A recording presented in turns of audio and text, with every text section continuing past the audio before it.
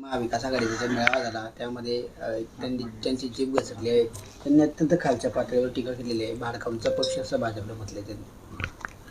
नाही, संजय राऊत म्हणजे हे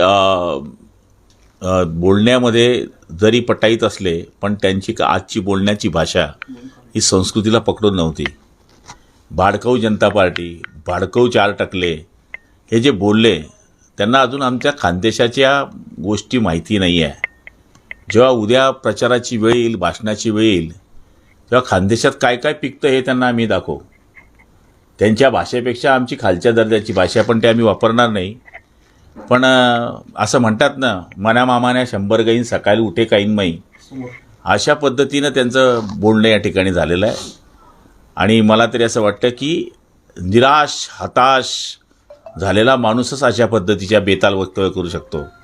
आणि संजय राजाराम राऊत हा वाया गेलेली केस आहे ही. याला ठाण्याच्या हॉस्पिटलमध्ये दाखवलं पाहिजे.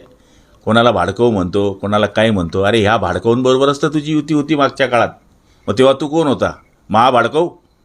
असं जर मी म्हटलं तर ते उचित होणार नाही आणि आम्हाला ती भाषा वापरायचीही नाही.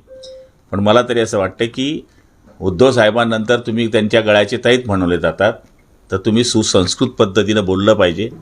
आणि जळगावच्या भूमीत तुम्ही येऊन हे बोलून गेला आहात. तुम्हाला माहिती आहे संजय राजाराम राऊत की तुमच्यापेक्षा जास्त वाईट गुलाबराव पाटील बोलू शकतो. पण आम्हाला बाळासाहेबांनी जे शिकवलं आहे त्या पद्धतीनं आम्ही कोणाचा अपमान करणार नाही. पण आता तुम्ही अंगावर आला आहातच, तर मग उद्या बघूया तुम्हाला कसं शिंगावर घेतो. पानटपरीवाल्याला बाळासाहेबांनी आमदार केलं, या आमदाराला आता पानटपरीवर पुन्हा बसवायची वेळ आली. अरे नुसतं पानटपरीवर बसून आमदार नाही होत माणूस. आम्ही मेहनत केली, आम्ही आंदोलनं केली, आम्ही बाळासाहेबांची हुकूम मान्य केले, आम्ही अंगावर केसेस घेतल्या, आम्ही जनतेशी निगडीत राहिलो, 24 तास जनतेची आजही सेवा करतोय. तू काय केलंस रे बाबा? तू हातामध्ये पेन घेतला आणि फक्त सामन्यामध्ये अग्रलेख लिहून 2 वेळेस खासदार झाला. त्यात ह्या तुमच्या पठ्ठ्या बापानं सुद्धा एकमत दिलेलं आहे. त्यामुळे तुम्ही आमच्या भरोश्यावर खासदार झालेले राहूत, तुम्ही साधे नगरसेवक झाले नाही. पानटपरीवाला आमदार होतो तर त्याच्याकरता सुद्धा मेहनत लागते. तू बिना मेहनतचं पिकवलेलं अन्न धान्य पिकवणारा माणूस, तुला काय माहिती आहे की आमदार कसं व्हावं लागतं? बाळासाहेबांचे आशीर्वाद होते हे तर छातीटोकपणे आम्ही सांगतोय. पण त्याच बाळासाहेबांची शिवसेना तुम्ही तिचं हिंदुत्व आज संपवून टाकलं आहे. तमाम हिंदू बांधवांनो, भगिनींनो, मातांनो बंद करून आता देशभक्तांनो म्हणायला लागले आहेत. त्या बाळासाहेबांचा विचार कधी केला आहे का तुम्ही? तो विचार करा. आम्हाला जे जेलमध्ये टाकलं त्या जेलमध्येच आम्ही यांना टाकू, आमचं सरकार आलं असं म्हटलंय. टाका. जेलमध्ये काय आमच्याकरता नवीन विषय नाही आहे. पण आम्ही जेलमध्ये जाऊ तर आंदोलनाच्या स्वरूपाने जाऊ, तुमच्यासारख्या भ्रष्टाचाराच्या आरोपाने जाणार नाही.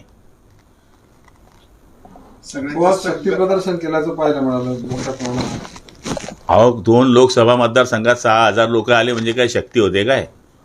उद्या आमची भक्ती बघा तुम्ही लोकांशी किती आहे. सगळ्यात जास्त गद्दारांची संख्या जळगाव इथे आहे असं त्यांनी देखील भाषणामध्ये. तो 4 टकले बोलला ना. 4 लोक काय करताय त्याला माहीत नाही. राऊतांना 4 खांदे होते आणि माझ्या हातात मटकं होतं म्हणून राम बोलो बाई राम झाला राजाराम राऊतचा. समजले?